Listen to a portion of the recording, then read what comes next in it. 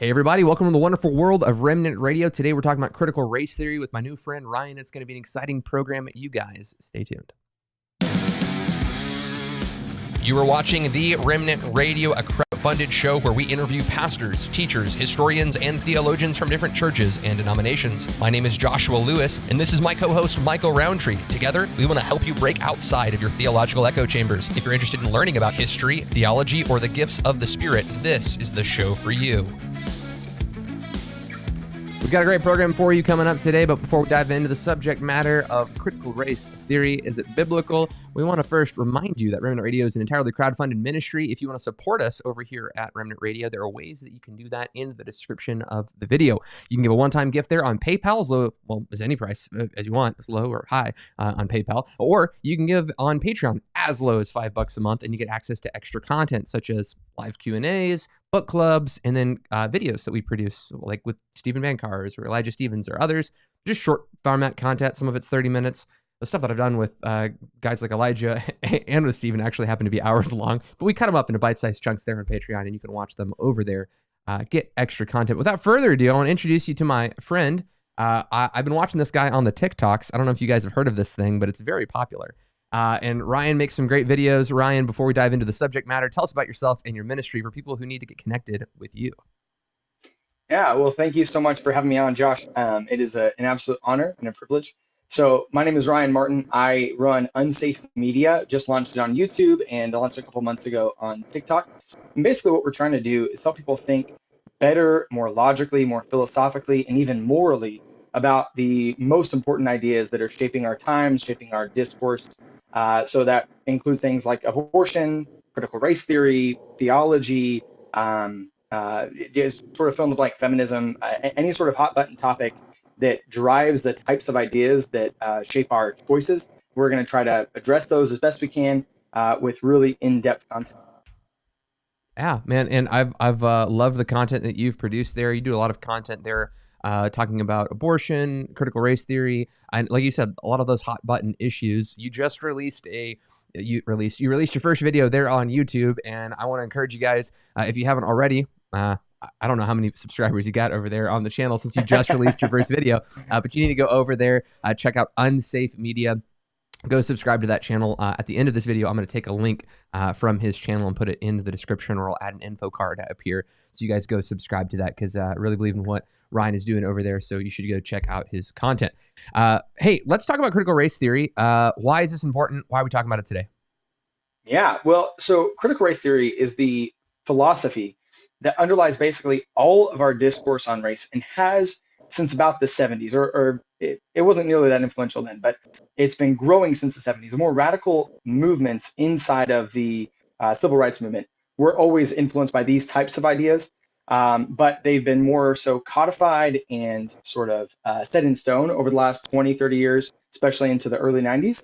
And now basically you can't have a conversation about race relations or about what's happening in the nation or about the history of race relations in America without encountering and grappling with the presuppositions and the premises that come directly from critical race theory. So we should take it seriously for at least a couple of different reasons. First, as I just mentioned, it forms all the rest of our conversation.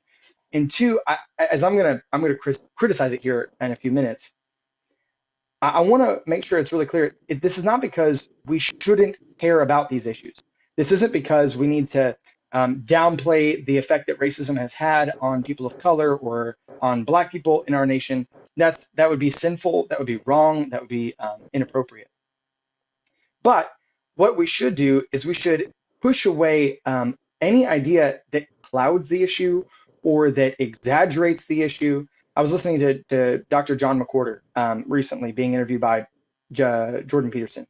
And he was saying that around I think it was the 80s, 90s, though he's a lifelong Democrat and as liberal as they come and no religion whatsoever, he was saying how the over-exaggeration of certain claims makes it impossible to actually pragmatically pursue the policies that will make actual impacts on people who need the impact, right? So there is a decent percentage of Black Americans, of our Black neighbors here in America.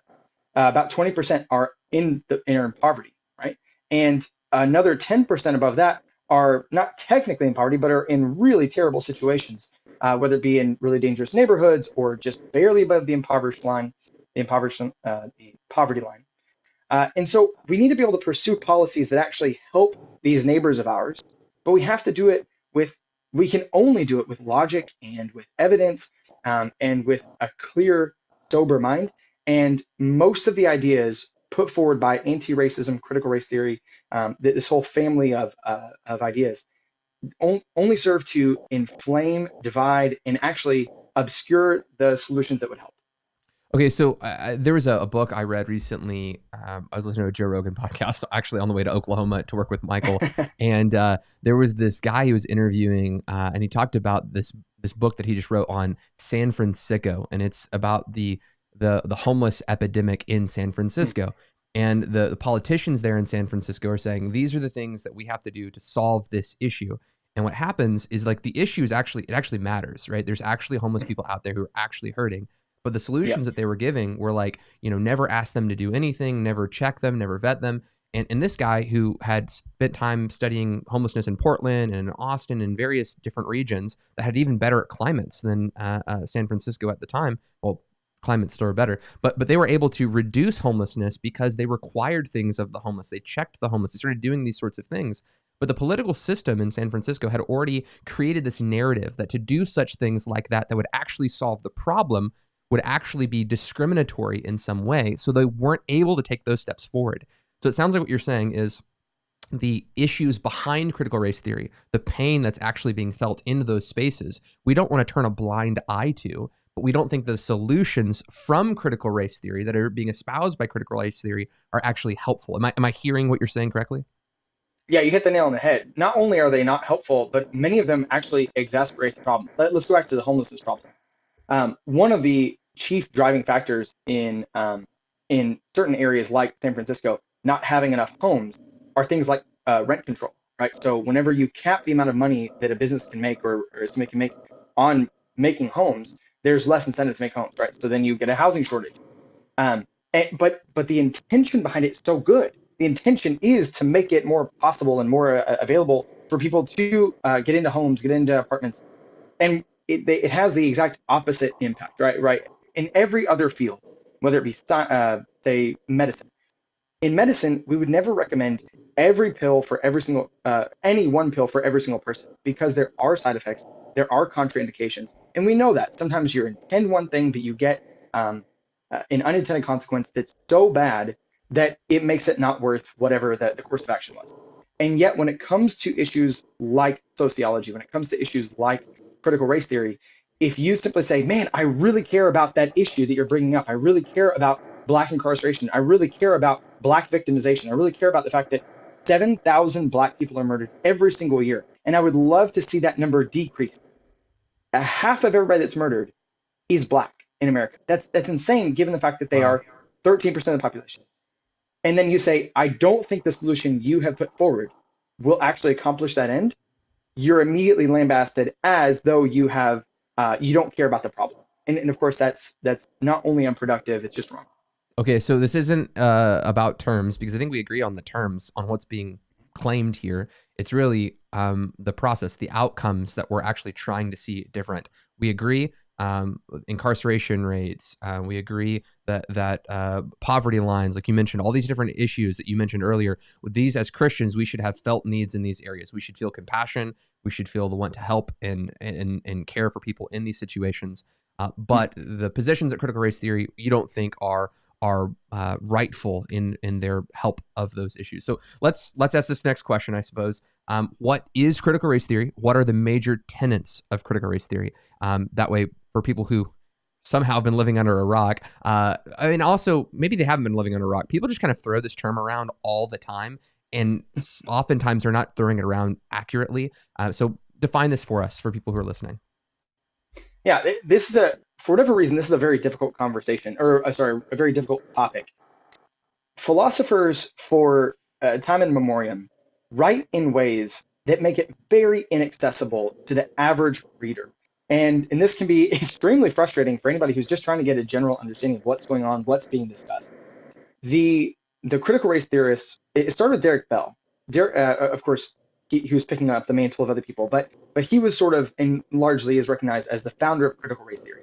Now, he was not postmodern. And so when you read his work, he's an interesting thinker, and you can actually understand what he's talking about. As you move forward, critical race theory begins to adopt more postmodernism. And sometimes when I use phrases, I'm just going to head off a criticism right now.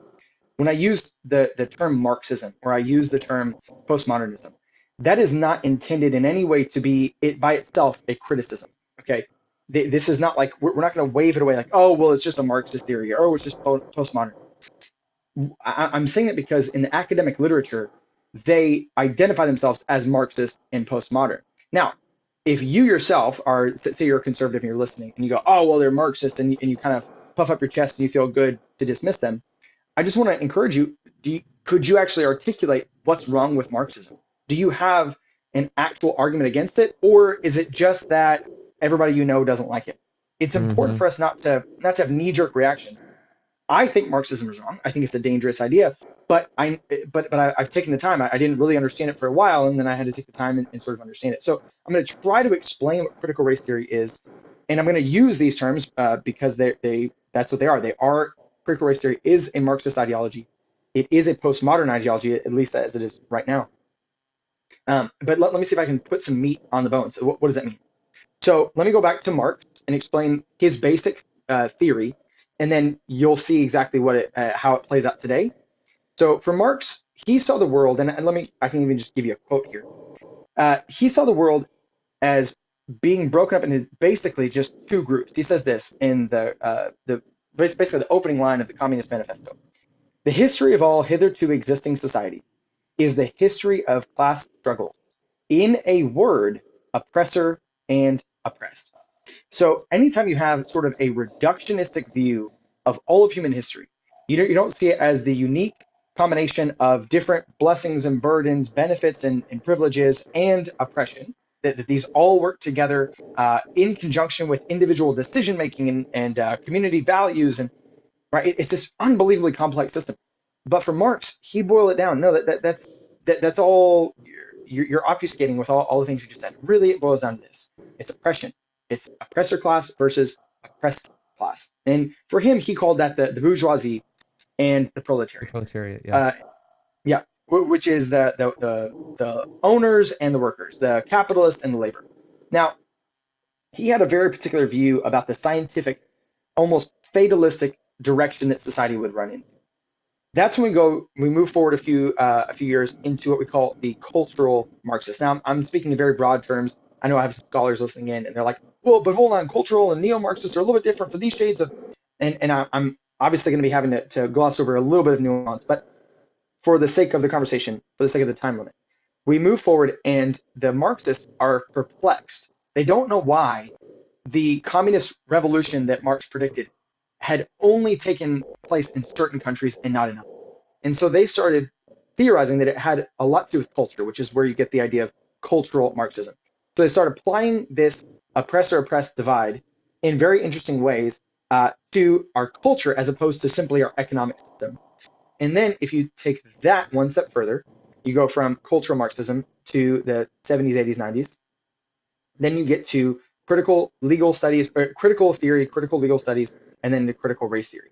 And all of these are taking, again, this basic idea of the two classes, oppressor and oppressed, and just reapplying it in unique, different situations. So when you talk about critical race theory, as opposed to critical queer theory or critical gender theory or critical fatness studies, and all these are real fields of study. All of them are just applying this same dichotomy to that situation. So you're talking about race relations in terms of oppressor and oppressed, right? So what fits nicely into that? Whites become the bourgeoisie, they are the oppressor class, and blacks become the proletariat, they are the oppressed class. So that's sort of go ahead.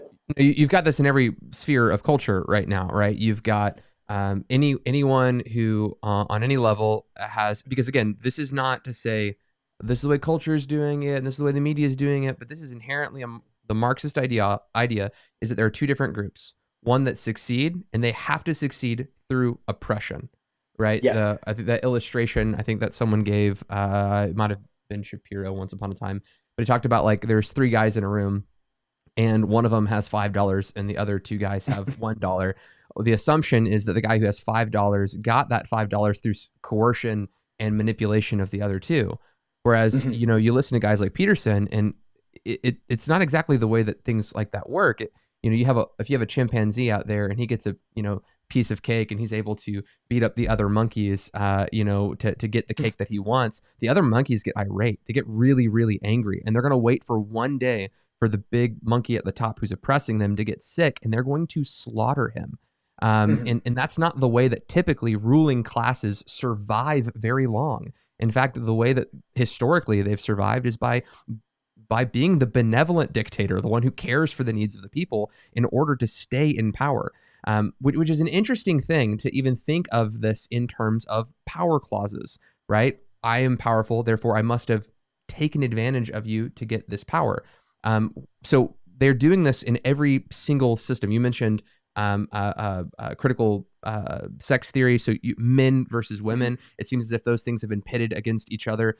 The males and the females have been pitted against each other, and now transgenders have been added to that community, and they're being pitted against each other. And you've got races now pitted against each other. And it seems as if talking in terms of oppressors and oppressed typically causes a form of radical revolution, this desire to overthrow the bourgeoisie. Is that Well, inherent let within me. Marxist ideology?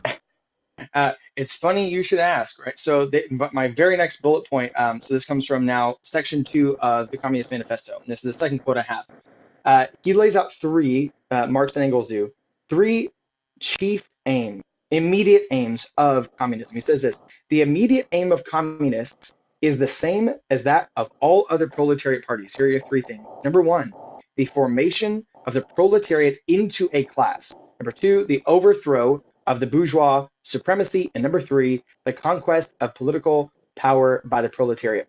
Now, what you were talking about just there was that first one, the formation of the proletariat into a class. Or if you go read, you can get this book on Amazon. You can get this book through Scribd and a handful of other platforms online. But there's a collection of works called Critical Race Theory, the works that formed the movement. And it's edited by critical race theorists like Kimberly Crenshaw and a handful of others. And so that this is not, this is a pro-critical race book, okay? And in the foreword, she literally advocates for and if you go watch my YouTube video that you're going to link, she advocates, I'll have it on the screen, for a revitalization of race consciousness, that basically we shouldn't be striving for universal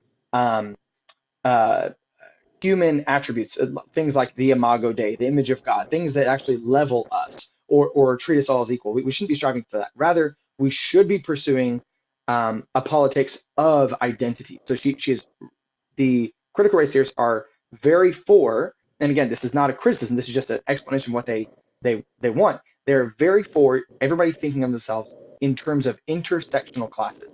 Think of yourself as a cisgendered, straight, white, Christian male, or think of yourself as a pansexual, queer, black.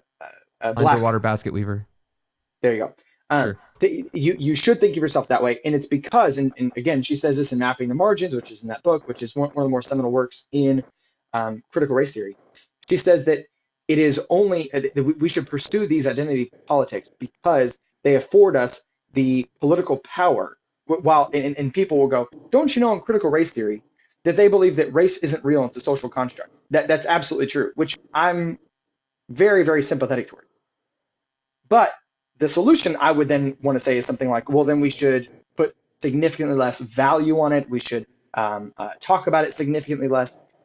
Rather, the critical race theorists would say, no, we should fully invest in them, right? So if society calls me a black man, I should embrace it. I should own it. I should say, yes, that's exactly what I am. And when we do that, we create this, as I said, this class consciousness, or what critical race theorists call race consciousness.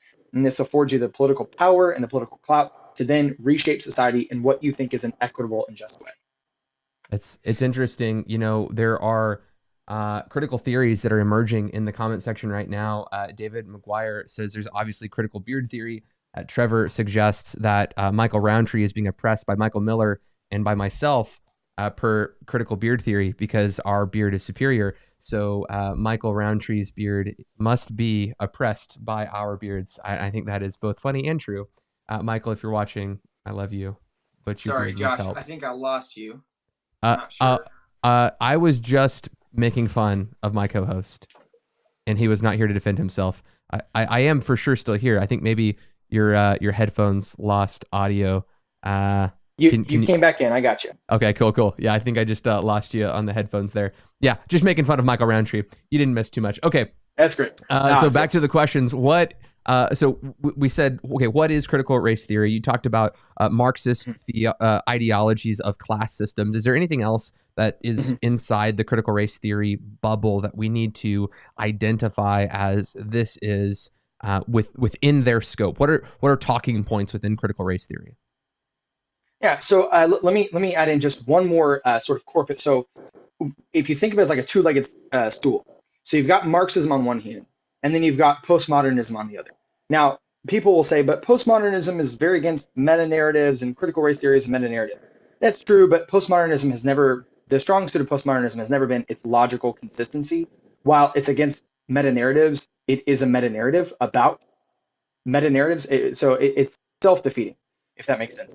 So what they adopt from postmodernism is this idea that truth is not so much a matter of objectivity, right? In fact, when you read their writings, they're consistently critical of the idea that the myth of objectivity or the myth of meritocracy, that there's no God's eye view from nowhere, or there's God's eye view from nowhere where we can actually observe what is right, true, and good.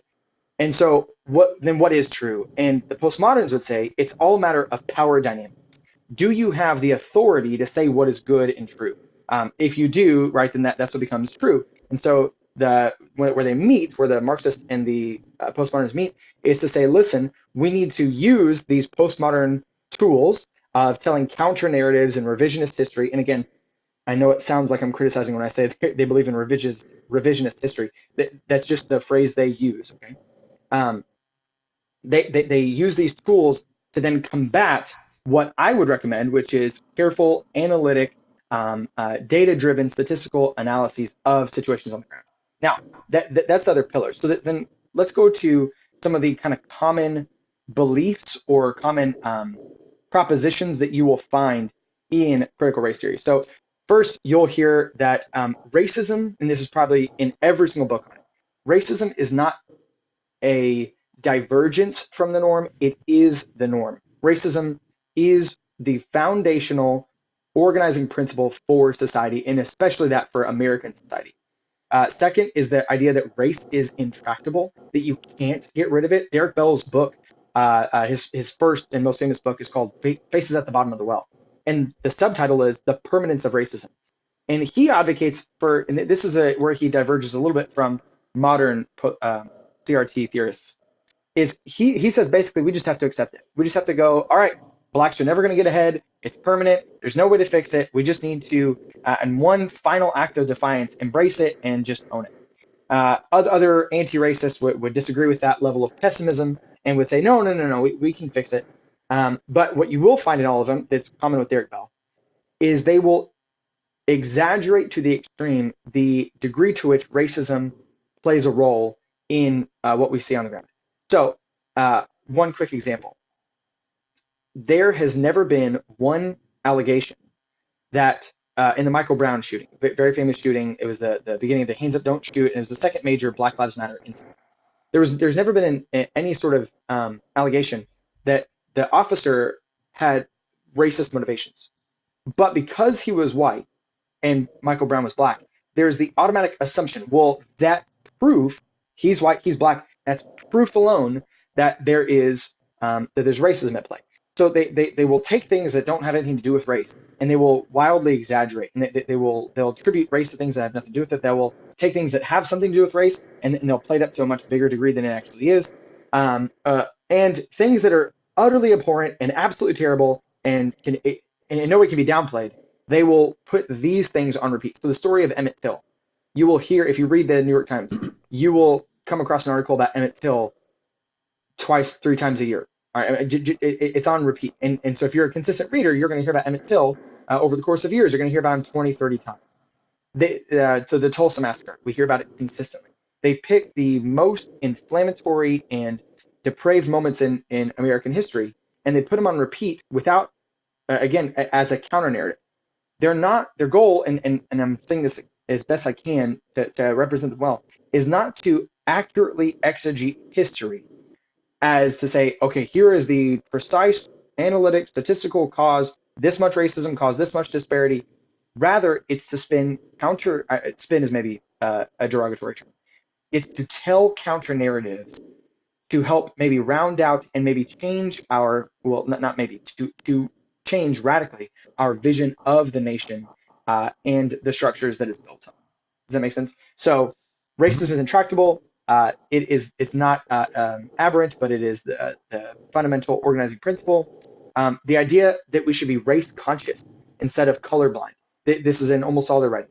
We should eschew this idea of being colorblind. And again, some people still think that when we say colorblind, that we mean that you somehow magically don't notice when somebody is lighter skinned or darker skinned, when somebody has different facial features than you or different hair texture. Obviously, that's not what's meant. It's a analogy. It's a metaphor. What we're saying here is that we should go for meritocracy. We should value ability, character, virtue over things like skin color, hair texture. The ideas of white privilege and white fragility. I love these because this is the classic heads you win, or heads I win, tails you lose game. So you have white privilege, and I can explain any phenomena or any host of phenomena given your white privilege. And if you, and down to the degree that you are actually probably just a racist, you are racist because you're white. And then as soon as you say, well, but I'm not racist for these 5 reasons, the fact that you don't think you're racist is proof that you're racist. That's just your white fragility on display, right? So common to the social justice movement, the critical race theory movement, is a whole host of what Alan Plenary calls intrinsic defeater. It's an idea that will knock down any statistic or idea presented against it. So if Plenary gives this example. He says, if I know I didn't murder somebody, but all the evidence suggests me, so much so that I know that a jury would have to convict me, I have this intrinsic defeater of all that evidence because I have a memory of not murdering somebody.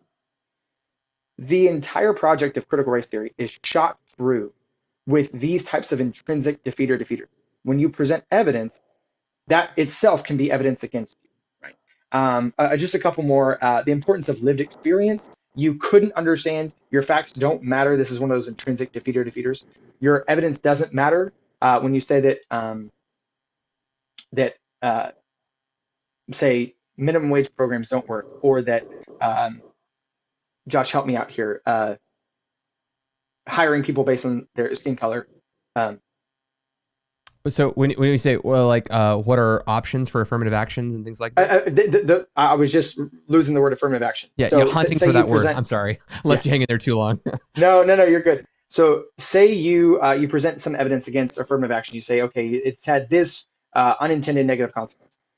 Their reply could be something to the effect of, well, in my lived experience, right? And so it just intrinsically defeats any fact or objective standard by which you can apply. And one more, and this is essentially, we've already talked about this, but it's just the idea that without evidence, without clear, definable terms, everything, it's sort of like a conspiracy theory. They out there, the system out there, what system, what law, what sentence, what judge, that's all ambiguous, that's all gray, that's all shrouded in mystery. But out there is the system, and it is built on racism to keep Black and brown people down and to elevate the interests of white people. So all of those are some of the common ideas that you'll find across all critical race theorists, even though they may disagree on any number of other topics. Okay, so I mean, we've gotten into so much already right there. Let's I mean, when talking about that, you know, it seems as if the undercurrent that I'm hearing is there's this oppressed class, the bourgeoisie, the proletariat, those who are being oppressed, and the work of oppression is racism itself. Like that is the active force keeping these people oppressed. So if you are in power, therefore you are racist. If you are in power, therefore you are sexist. If you are in power, so if you're a cisgendered white male, right, Christian cisgendered white male, you are the apex of all isms, right? You are sexist, racist. You're all of the ists.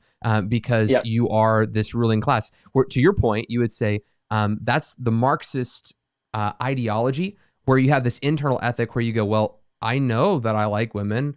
I came from a woman. I married a woman. I even made a woman. Like I love women, like I'm a big fan of ladies. I like them, right?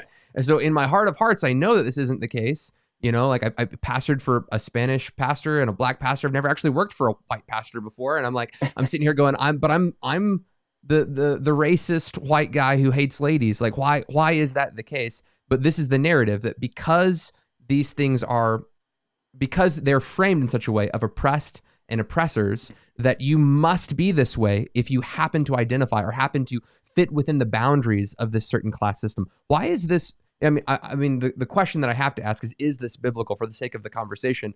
But again, it seems very unbiblical. Why is this wrong?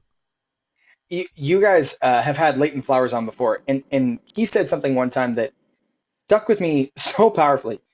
So many ideas don't need to be refuted. They need to be clearly stated, right? You just need to strip away the ambiguous language that surrounds certain ideas and just state them clearly. And that's all the refutation that they need.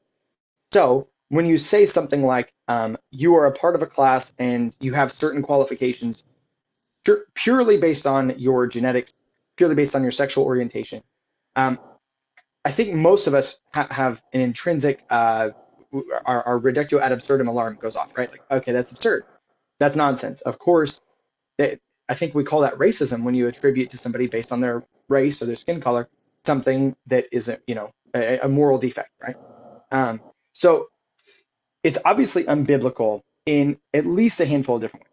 First, it is a totalizing worldview. And this is the part that scares me. This is where it's not so much, a Republican and a Democrat can get together and have a beer and, joke about how the Republican wants to support wealthy corporations for cutting their taxes, and, and they rib each other back and forth. But they have certain fundamental agreements, so many that they can really get along. But when you get to critical race theory, when you read through the writings, they are so critical of the liberals because they're just too conservative. They have too many basic presuppositions. The radical nature of critical race theory cannot be overemphasized, and they use that word themselves constantly. That they are radical. They are a transformative branch of society. They want to see it. So in what ways is it a radical departure from, say, a biblical worldview? First off, it proposes an absolutely unbiblical and I think unevidential epistemology. Epistemology is just your theory of how you come to know what is true. Okay? Now, biblically speaking, you come to know what is true because you have a rational soul, you have a mind that you are supposed to exercise carefully and intentionally, humbly, to try to investigate and discover what is true. Right? God famously says, "Come reason with me." Right? Christ says, "But to show that I have the authority to forgive sins," then he performs miracles. You get in Paul, he presents literally logical syllogisms, right? These sort of linear, logical, rational ideas. And it's assumed that everybody has it, that the Cretans and the Corinthians and the Canaanites, everybody is responsible for being able to grasp the basic precepts of moral philosophy and of theology, and they're all held to account for them. Whereas in critical race theory, this comes from, this starts with Hegel with his dialectic of the slave and the master. And then this moves to W.E.B. Du Bois and then into critical race theory. It's the idea that whenever, and I recently did a TikTok on this because of a woman named Liz Platt. She said exactly this, that whenever you're the oppressed person, you have something like a double vision. You are able to see the world because you are in the oppressor's world. You are able to see it both from your vantage point, and you can't help, because you're in his world, he's the occupying force, you can't help but see his perspective. Now he, because of his privilege, never has to see it from your perspective. Now, again, I wish I could emphasize just how unbiblical this is. The idea that white people can't understand the arguments of black people is just a way of refuting whenever somebody comes up and says, wait, but evidentially what you just said isn't true. And it's a way of negating whenever a black person says just that, right? So Thomas Sowell or Walter Williams or Roland Fryer or Glenn Lowry or Shelby Steele, Coleman Hughes, all of the guys I just mentioned are some of the most erudite, competent, and unbelievable thinkers when it comes to race issues. Every one of them is black, and every one of them will be immediately dismissed, not on the content of what they're saying, but based on the fact that it sort of agrees with what white people want to hear. Or that's the assumption. From my experience, most of the woke people and most of the CRT specialists that I've known in my own life are white themselves. So I'm not convinced that it's just letting white people off the hook. But it's the idea that your position, your race, your gender, your if you get to fatness studies, your weight, whatever it is, your position in life gives you a unique vantage point that cannot be assailed by facts and evidence. I think that's got to be one of the first major points of disagreement. Here's a second. And this comes directly from Ibram X. Kendi. If you just go to YouTube, type in Ibram X. Kendi, he's a leading anti-racist in the nation and the leading popularizer of critical race theory. And when you listen to this, so YouTube search his name and Christianity, and you'll see him in front of, I'm not sure where he's at. It's like a really nice chapel. It's got the Great Commission behind him. And he says the problem with Christianity is that it embraces a savior theology instead of a liberation theology. He says that savior theology, and he nearly correctly articulates it, is that people themselves are inherently wrong or bad. That people themselves are that way because they choose bad behavior. The problem with that is that then they need somebody outside of themselves to come save them. Now, as I'm articulating this, I think most Christians are like nodding along, like, yeah, I mean, it just sounds like Christian theology. Now, he was a pastor's kid, and he says that is not that is essentially either racist or will lead to racism. And you may ask, okay, how? Because any external objective standard that can be used to criticize somebody's behavior can then be used as a power dynamic to then oppress that person. Oh, you're bad. Now, of course, what he misses is that in Christianity, it's the great equalizer. It's that every human being is fallen. Every human being needs a savior. Not one gets out of this unscathed, right? No one is righteous. He misses. No one is righteous, not one. We've all fallen short of the glory of God. This is the great equalizer. But for him, he would rather say, no, all oppression is systemic. And so what we need is a savior who doesn't save us from our sin, or a savior who saves us from the punishment that we deserve, or a savior who teaches us what is good, true, and beautiful, and disciples us in it. No, we're not the problem. The problem, in fact, he will tell you this, and this is from the beginning in his preface. If you hold to any idea like that, like there's some external standard by which you can judge other people, then the fact that some people will come out below others, some people will be worse sinners than others, that by itself is a system of oppression that is a part of the overarching system of oppression. And so rather, what Christ needs to come do and what Christians need to do is fight for societal structural change, not for individual salvation. I don't know, again, I don't know if I need to offer much of a critique other than simply to say that's what he thinks Christianity should be. That is the outworking of critical race theory into theology. And in case you think that maybe that's idiosyncratic, that's just from Ibram X. Kendi, again, go back to critical race theory, the works that form the movement. And there's an entire portion on the theology of critical theory, and it's all Black liberation theology from the 60s, essentially Marxist theology. This is interesting stuff. I have to ask a question here that, again, it seems absurd. I don't know how someone can come to this question in this conversation, but TM Polk says, so racism doesn't exist. It's a question. It's got a question mark on there. So I don't know how we could have a conversation on this and not have defined this up until this point. You know, we've said, hey, this is what critical race theory espouses. The pains that are experienced in critical race theory, as we said at the beginning, these are things that we should feel. Racism is a pain and a sin that should be felt by the Christian.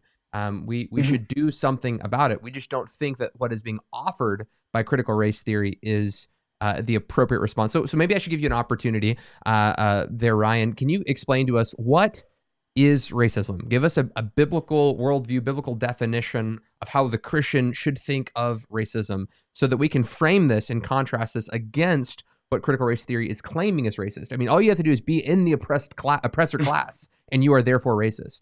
In fact, those who are oppressed in critical race theory cannot be racist. As long as you are a homosexual black female, you can hate the skin color of literally any person, but because you are in the oppressed class, you are incapable of being racist towards white people because of your identity group.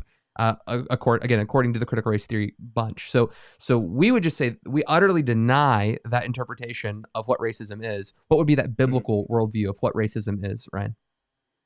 Yeah, so I really, especially for those who aren't believers, for those who are outside of the Christian faith, let me simply start with sort of the foundations for all moral philosophy. I think it literally has to come from the Christian worldview. I think that, and I know that's a bold claim for those who don't believe, but it starts with this fundamental idea that human beings are made in the image of God. Now, this is the bedrock foundation for ethical philosophy. Once you have that in place, then you can start reasoning from there. Okay, but if you get rid of that, any philosophy that doesn't, moral philosophy that doesn't start with that, is going to be doomed to creating different amounts of. You won't have true equality. You'll have some people who are higher, some people who are lower. So in critical race theory, you've got this immediate denigration of white people, right? They're fragile or they're racist. Those are your only two options. So how should we think about racism with an actual valid moral philosophy? First, we start with the fact that all men are made created in the image of God. And then second, we move from there to the fact that because all men are made equal, your money doesn't make you more or less important or more or less valuable. Your position in life, your economic status, your skin color, your gender, your sexual orientation, there isn't a single one of these things that will make you more or less valuable. And we have to start first with the fact that we're made in his image, and then what the implication, the immediate logical implication. Then we move to the biblical command that because man is made in God's image, we should show no partiality. Now, the Bible explicitly says we should show no partiality towards either the rich or the poor. And the Bible is very clear to the question, so there's no racism. There is racism. There is partiality. And people who have power have more ability to oppress or use their partiality to get what they want, which is essentially oppression, right? Out of people who have less power. So power dynamics are not, when we say that they don't account for, say, every disparity between whites and blacks, or we don't say that's the only driving factor in the organizing principle of society. That's not to say that it hasn't played a significant role in America's past. It's not to say that the history of America doesn't still have ramifications to this very day. There's a pretty significant disparity, not just between whites and blacks. There's a pretty significant disparity between black immigrants and native-born blacks who were the descendants of slaves. It's not guaranteed, but what that may show you there is that people who have ancestors who suffered underneath slavery or underneath Jim Crow, they were legitimately set back by these events. So we're not going to say that it has no impact or that it doesn't exist. That's foolish, it's silly, it's also a caricature of our position. Rather, what we're saying is that what we shouldn't do is adopt racism to fight racism. We shouldn't adopt partiality to fight partiality. Or let me put it in the sense of, in the words of Ibram X. Kendi, the only way to remedy past racial discrimination is present racial discrimination. Okay, that's not good. We shouldn't do that. We shouldn't adopt the tools of bad people to try to rectify the sins of bad people. Does that answer the question? I think so. In talking about racism, I think that's where this can become a theological issue. Someone asked a question that I'll let you answer, but I just want to give a thought on it. Christian, he says, hey, is this even a topic that the scripture addresses? Am I wrong in saying that the topic of race wasn't even discussed until the 19th century?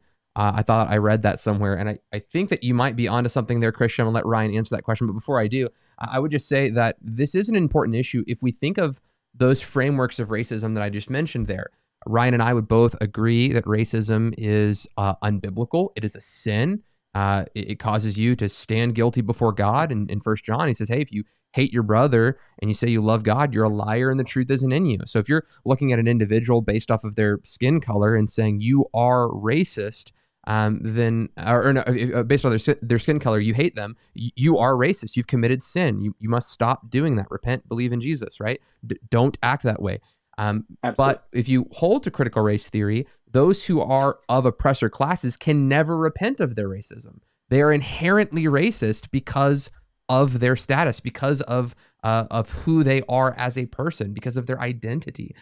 So it makes it to such a way where an oppressed person can in fact maintain racism and make it justifiable, and where an oppressed person can never repent of that action because it's completely unable to be expunged from their identity. So this reframes what sin is, and that's why this is an important theological question. But let me ask you that question. 19th century, the idea of race, does the Bible even talk about this?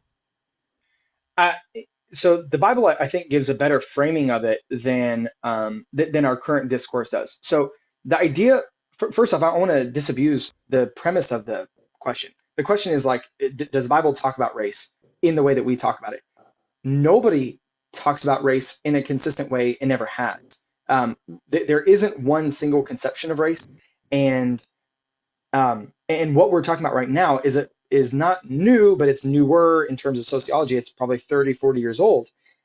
So the Bible talks about humanity. It talks about ethnicity and nationality in terms of languages, tribes, areas that you're from, your ancestry. It talks about those kinds of things. And across all of those barriers, the Bible commands unity and love, as Joshua just pointed out. So the sort of modern conception is really closer to what some people have called colorism, because so Whoopi Goldberg got in a lot of trouble recently because she said the Holocaust wasn't about race, and she's wrong, but she's not, depending on what you think race is. See, the way most people have come to conflate race with skin color is for a host of historical reasons, but like in the sense that people literally used to forward that as the idea. But if you look at the history of racism, to bring up the Holocaust example, we used to have to mark. So I'm ethnically Jewish. My long lost cousins in Germany would have had to wear a star because they look too similar to Germans, right? I'm an Ashkenazi Jew. You wouldn't be able to parse me out of a crowd immediately with a non-Jew, right, from the same area. If you look at the Rwandan genocide, unless maybe you were from Rwanda, you wouldn't be able to tell apart the two groups, the genocidal group and the genocided group. So racism has long since really been more about just simply in-group, out-group, or tribalism. And the Bible does speak to that, and it does criticize that. But what we're talking about now really is closer to colorism, because we're talking about whites, we're talking about blacks, and people who are paler are like, they'll consider them white adjacent, right? And they talk about, you'll find out no short number of articles out there about caramel skin privilege, darker skinned black women criticizing lighter skinned black women for having all the advantages in life. And, so that it really, there isn't a unified vision of what race actually is. And I personally take the view that we should trivialize race. Your skin color is one of the least important parts of you. Your background, your family, your beliefs, your actions, that is actually what's matter. Those are the things, your beliefs and your actions are what God judges you on. That's how we should judge one another. That's how we should treat one another. And we should really discard, I should quit thinking of myself as a white man. And Morgan Freeman said this perfectly. He said, I want you to quit calling me a black man, and I'll quit calling you a Jewish man, and we'll just call each other by our first name. I think that's a more biblical and healthy way to approach the topic. Okay, so we've talked about some of the stuff that's wrong with this. We've talked about different categories. We've mentioned things like white privilege. We've mentioned things like affirmative action. But these are things that I'm hearing evangelical pastors talk about left, right, and center. And these churches are splitting. It's causing disunity in the body of Christ because, and I'm not going to say because, let me take a second.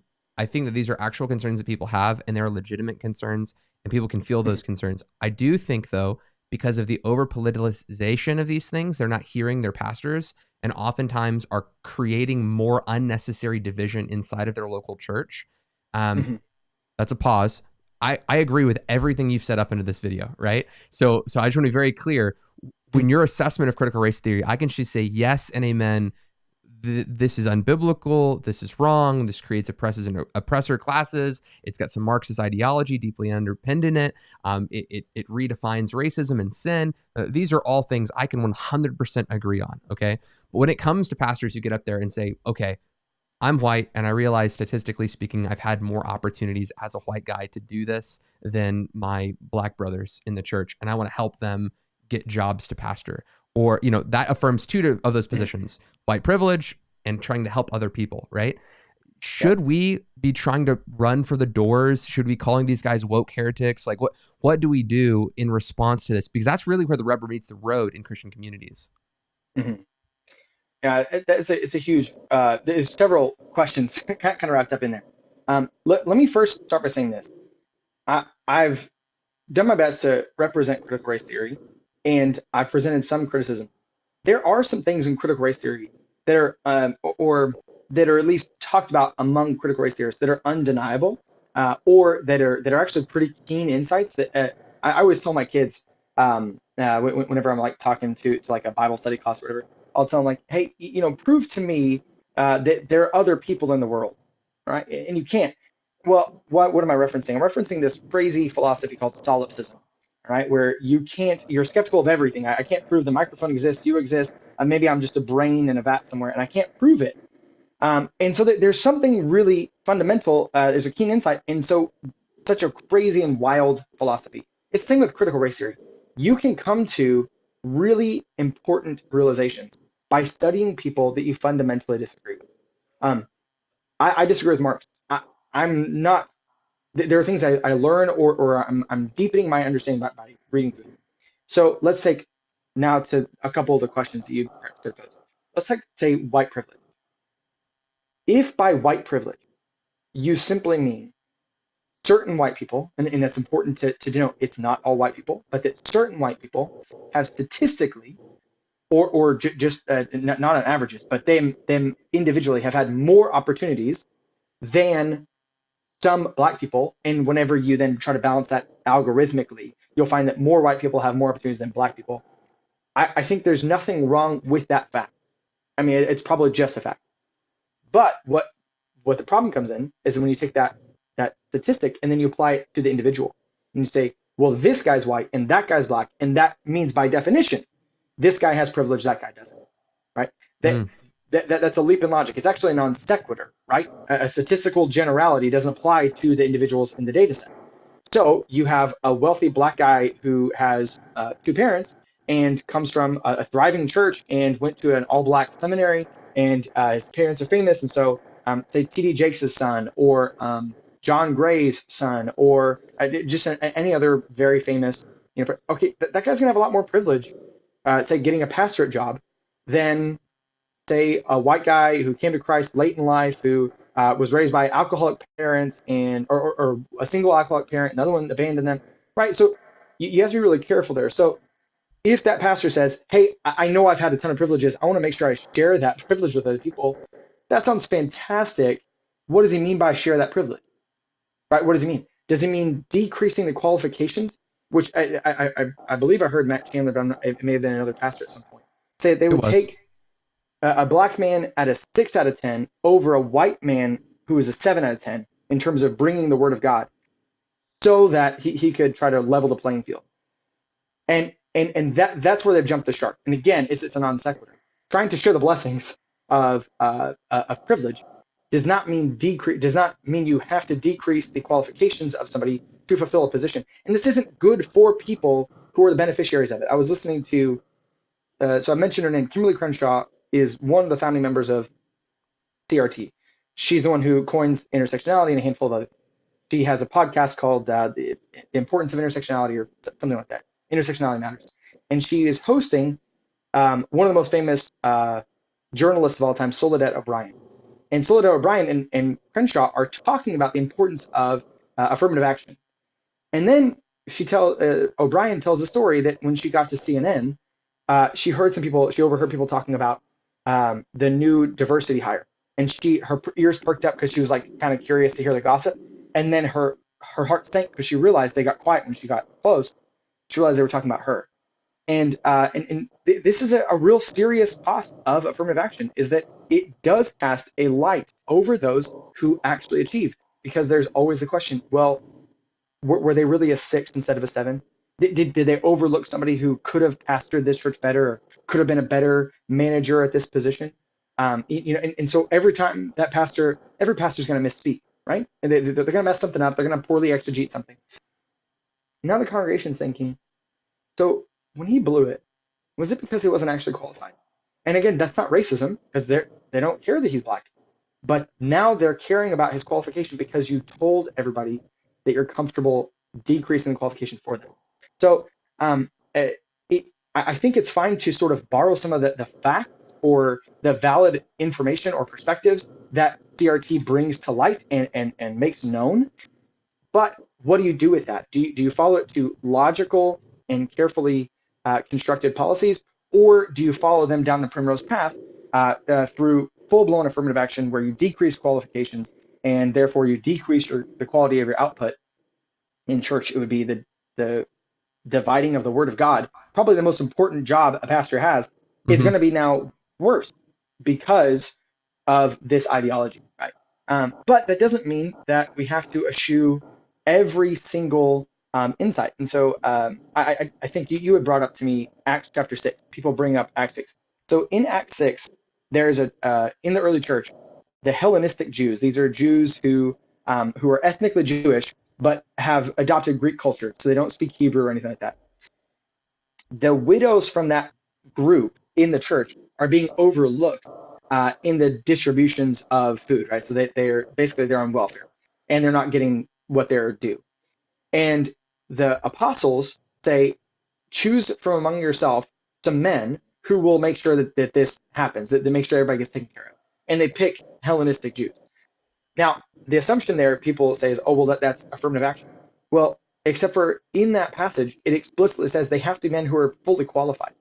Pick from among yourselves men who can do this job and do it well.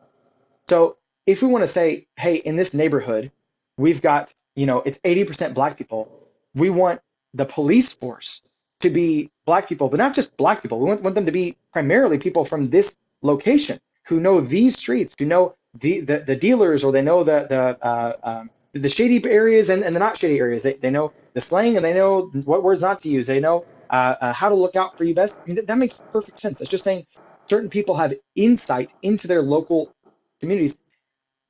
You could pass that as affirmative action, but really what you're saying is they have a different type of qualification given their upbringing and their background. But the instant that you say you're going to decrease the qualifications because historically somebody's grandparent was enslaved, that it's just a leap in logic. It's not borne out in the facts. It's not borne out in, I think, what is a valid moral philosophy. Okay. Yeah. So what do I do though? Like if I've got a pastor who's out there and he's talking, it sounds like the first thing I have to do is listen, because I have to make sure that they're not empowering people who aren't qualified, right?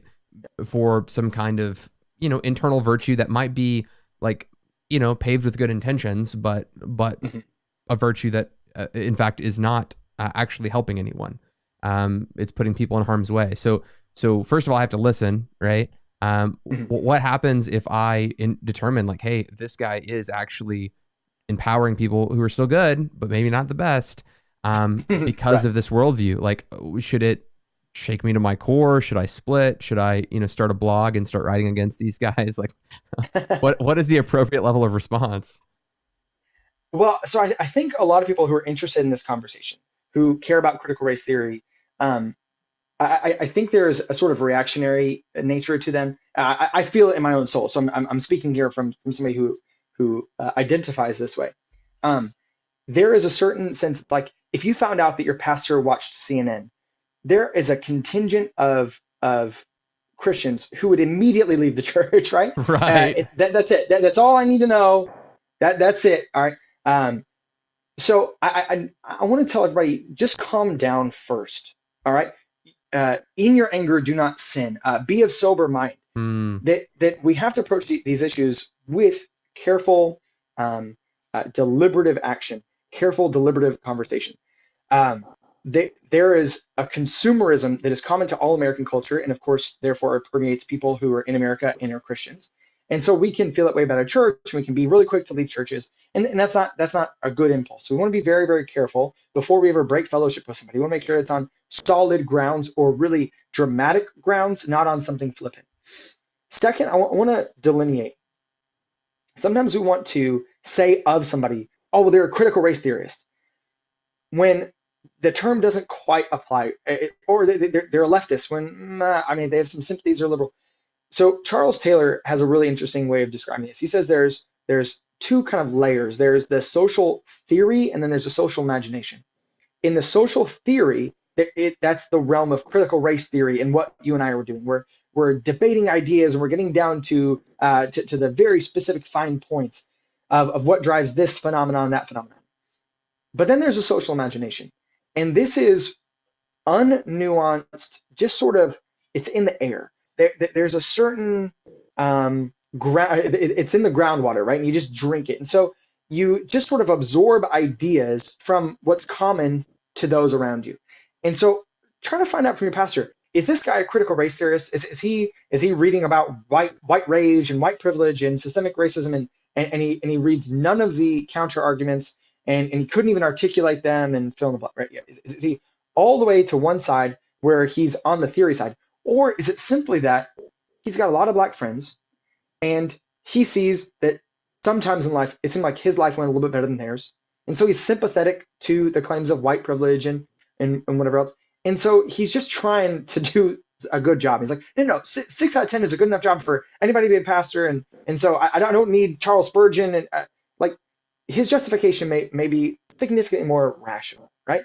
So get a sense and go and listen before you speak. Be quick to listen, slow to speak, slow to get angry. Hear him out. He may have never had anybody talk to him about these topics. Your pastor may have never had anybody ask him to explain. Maybe all the people around him just generally think the way he thinks. He's in a micro echo chamber, and so he's never had to sort of articulate anything against any sort of pushback. And maybe just asking helps him clarify and correct some of his ideas that are a little bit off. So be charitable, be loving. Pastors are under so much pressure. All right? Mm-hmm. They've got about 12 different jobs. They're underpaid and they're overworked. So give them a break. But that doesn't mean that there's never a time to cut and to break fellowship. And if they're teaching things, a different epistemology, if they're teaching a different vision of sin, if they're teaching that it's okay to show partiality to one group against another based solely on the fact that they have the same skin colors as people from 50 years ago, that might in fact, I would encourage you, yes, definitely get out of there. Leave fast, and bring people with you. You don't want people underneath a false shepherd. But if it's something benign, or not totally benign, but it's not that big of a deal, give grace. I knew a church that split over the fact that Jesus, when he passed around the cup, he said, "This is the cup, in this cup is my blood."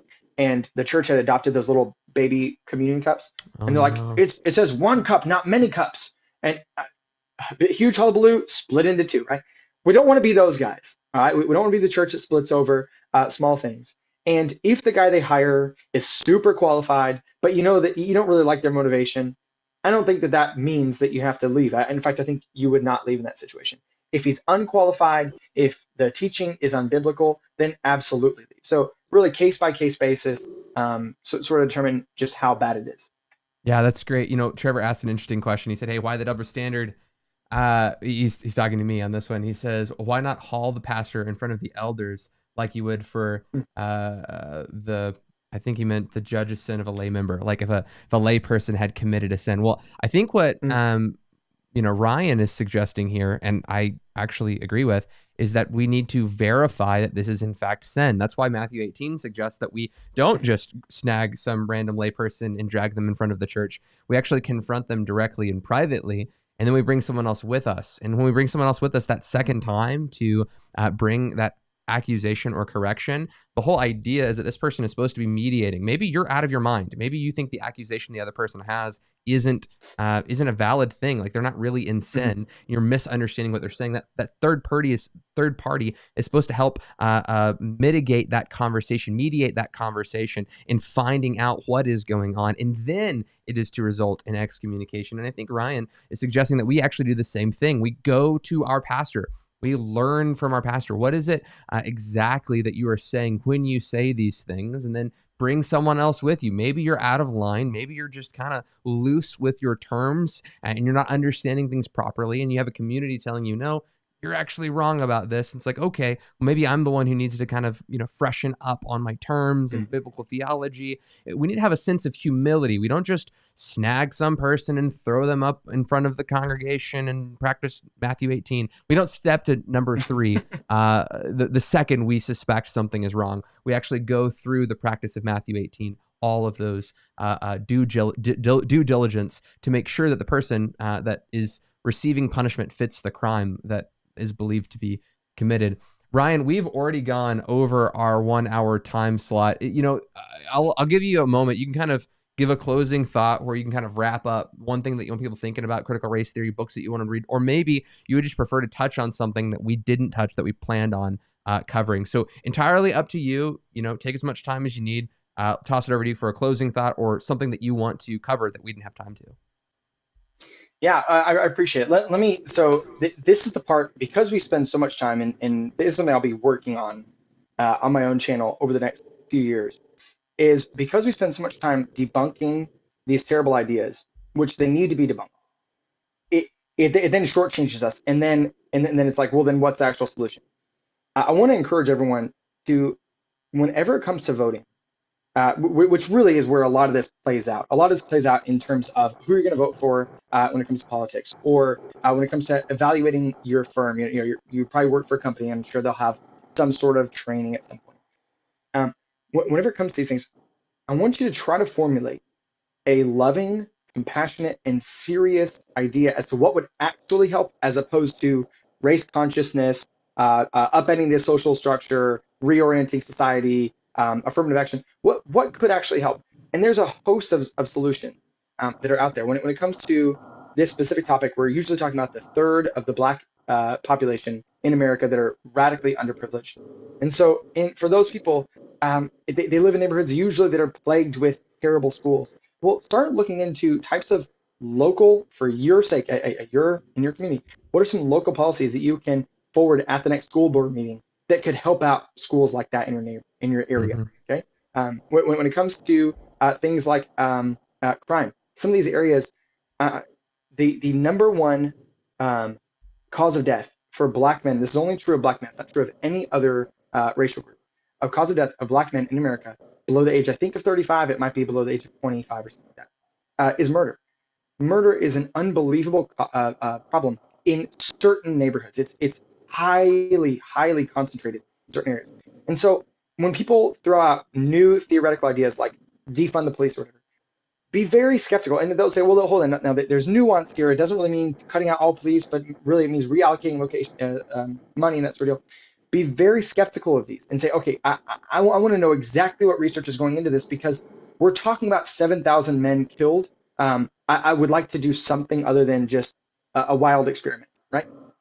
Get serious about having a positive vision for how to actually help these people, these neighborhoods and these communities, as opposed to simply destroying the left with facts and logic, right? It's not just about debunking. It's rather about putting forward a positive moral vision that is in accord with all that is good and true. That's what I want to encourage everyone to do. That's what I'll be trying to do on my channel. Feel free to check it out as we start to upload more and more videos. Yeah, and go check his channel out there, Unsafe Media. His name is Ryan. This book I'd recommend if you're looking to read something. It's a bit of a thicker book. You get the audio book. It's on Scribed. It's on Audible. You can get it on Kindle. You can pick it up from Crossway. It's a great book called The Rise and Triumph of the Modern Self. I find it super enlightening. I've only read Probably 3 or 4 books on critical race theory. This one's probably my favorite just because it's really easy to read. It's really interesting. It goes through the historic, bins of, romanticism, Freudian thought, Marxist ideology, and really how it culminates into what we have today that emerges into critical race theory and identity politics. I think it's a great book. I think you should pick it up. And I think you should for sure subscribe to Ryan's channel, Unsafe Media, both on TikTok and on YouTube, because I think his content is really interesting. It's really thought-provoking. It will keep you up to date, especially if you're on TikTok and you're just scrolling for a little bit, come across one of his videos, and it introduces new thoughts that I think can be helpful and edifying to you as you're going through your Christian journey and engaging with the culture around you. So without further ado, I want to remind you guys we're entirely crowdfunded. This video, you'll probably notice, has no ads on it for the very reason that this content is kind of charged, and we don't want to be demonetized. So if you want to support us, you can give in the links in the description, both on PayPal or Patreon. You can give a one-time gift there on PayPal or a reoccurring gift there on Patreon. As low as $5 a month, you'll get access to extra content on Patreon. So please do support.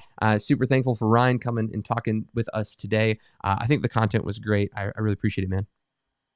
Oh, thank you so much, Josh. It was a real honor. Blessings, guys. We'll see you tomorrow. We're doing an episode on the gifts with Michael Miller and Michael Roundtree. Probably going to be talking about the new charismatic laws, things like don't play with unicorns, don't let your kids watch Harry Potter, etc., etc. It's going to be an exciting program. We'll see you then.